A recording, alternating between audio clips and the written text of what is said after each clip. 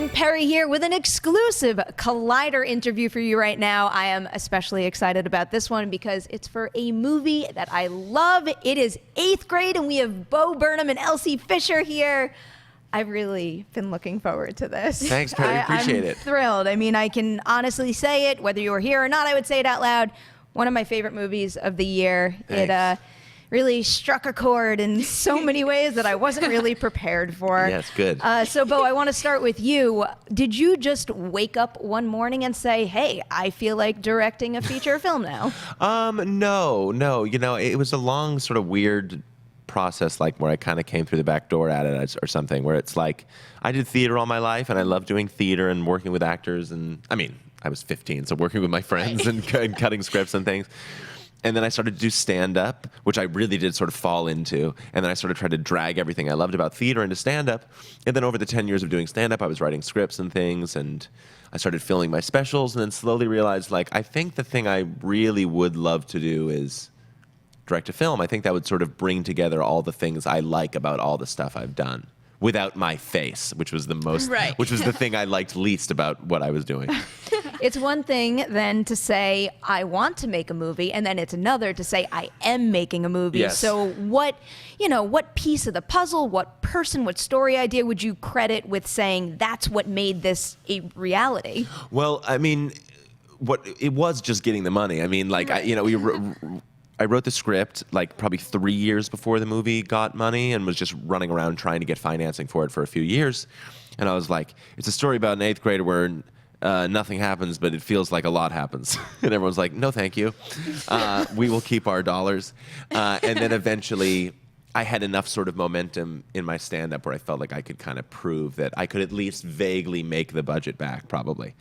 So yeah, that was 2016 where I finally got the money. Wow. It's a pretty quick process. I mean, some people have stories out there, taking like a decade to actually see a whole film I've gotten through. very lucky, and I got to sort of skip steps because of the sort of other life I had. Awesome. Speaking of a very important step in this process is casting, and one of the things that always fascinates me about casting a lead role in particular is the beginning of the audition process, specifically when you have to pick teeny tiny sides to make sure that this person can actually perform for an entire feature film. So what did you give Elsie, and then what was it like stepping in that room for the first time? Well, the first, it's funny because I actually think like a few sides do get it. Like a few scenes you basically can see what's going on. Right. So the initial sides were her opening video, which are very important. It's like a 3-minute monologue. And then her scene with her dad at the dinner table. Yes. Right? So those are the two, right? Yeah, I think so. So I gave them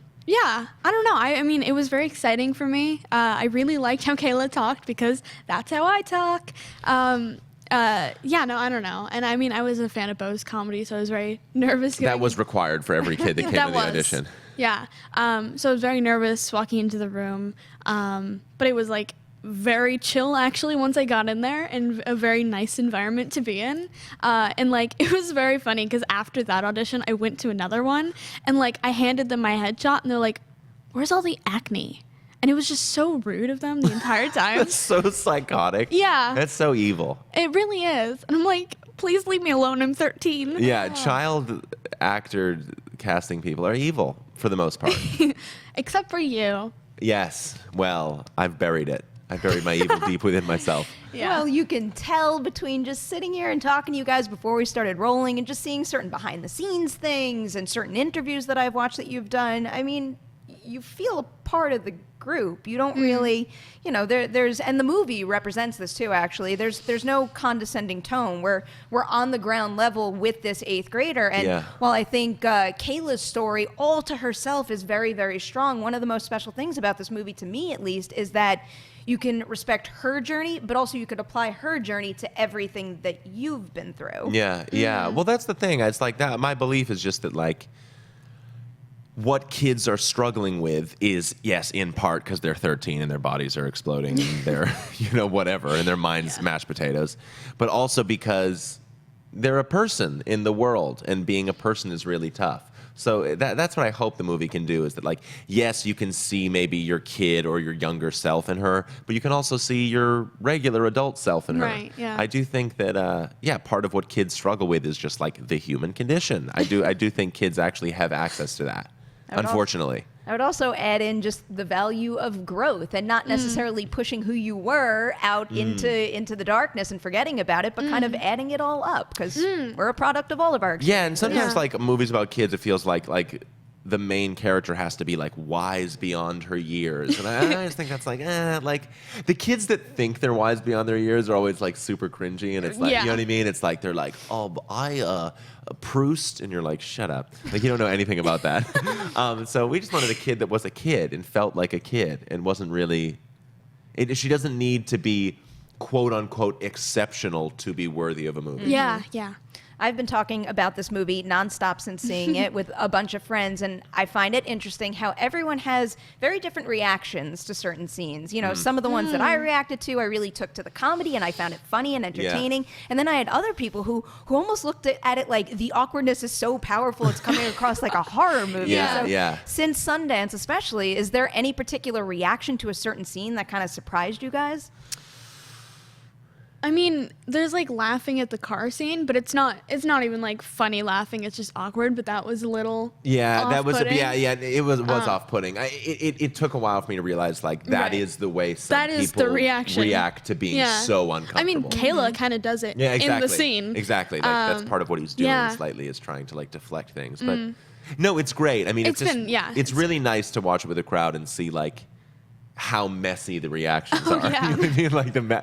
Like you just hear like like you'll hear people like groaning. And what's really nice is when I'm in a theater and I just see like heads go down, or people bury their heads in like their friends' shoulders and things. That's really fun, because that's the experience of being a middle schooler. All you want to do is like crawl out of your skin and not watch your own life. Yeah, pretty much.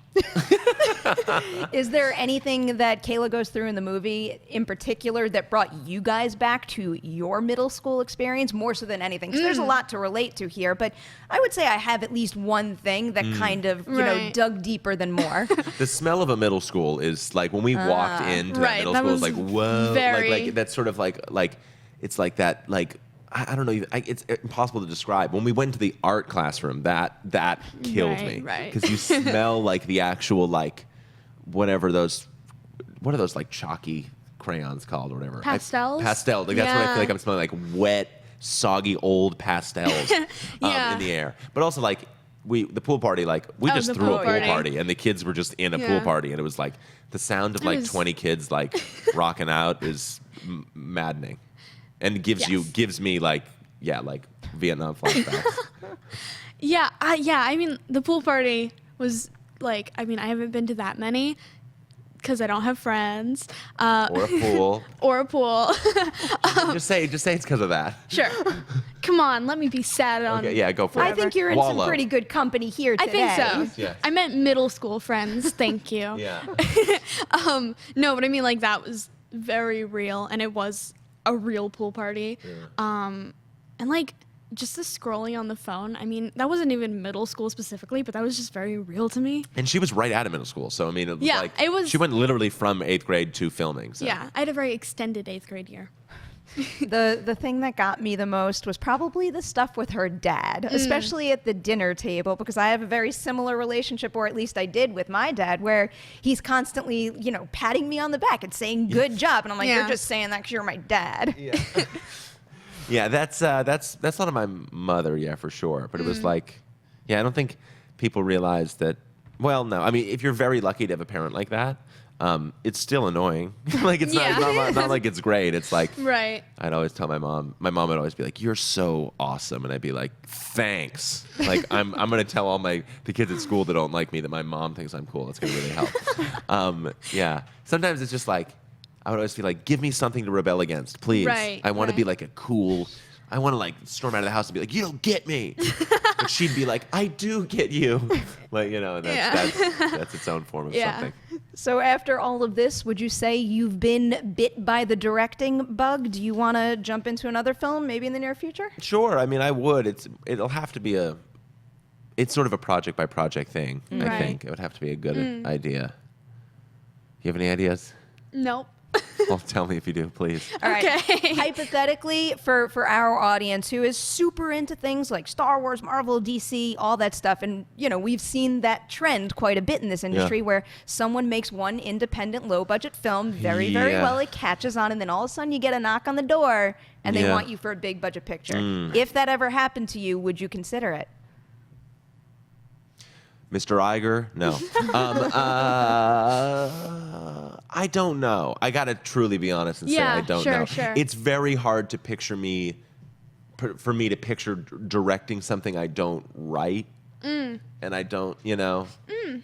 I don't know. I don't think I'd be good at it. Truly, I don't think I'd be good at that stuff. Sure. Maybe. I'm just trying. I don't know. I think that's where we end, because while we might have to wait to see what you're working on next and whatever's Yeah. coming down She the should line do for it. you. She should do a superhero movie. I'm There saying you I'm much go. more I'm into her down. doing it than me. If you had to pick a franchise to be in, which one would you pick? what would you be? Oh, just like sci-fi in general, or Cat superheroes? lady? A woman? Star Wars, Cat Marvel, lady. You'd be cat DC. lady. No, What do no, thank cats you. do? Okay. I don't know. I love Marvel.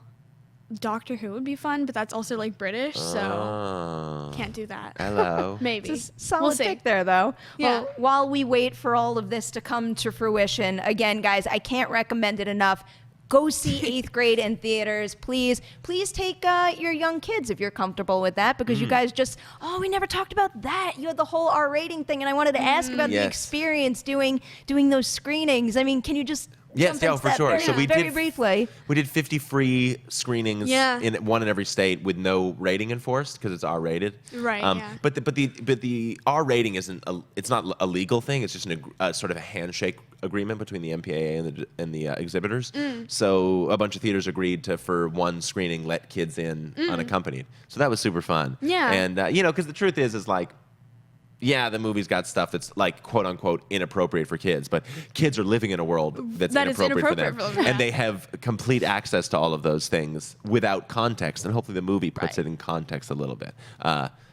The Common Sense Media, who's like the one of the groups that recommends things to parents and things, recommends this movie for kids, and it's a great quote. They say we can't cover our kids' eyes, but we can teach them to see. I think that's very nice. Yeah. Interesting. So I would say take a cue from that.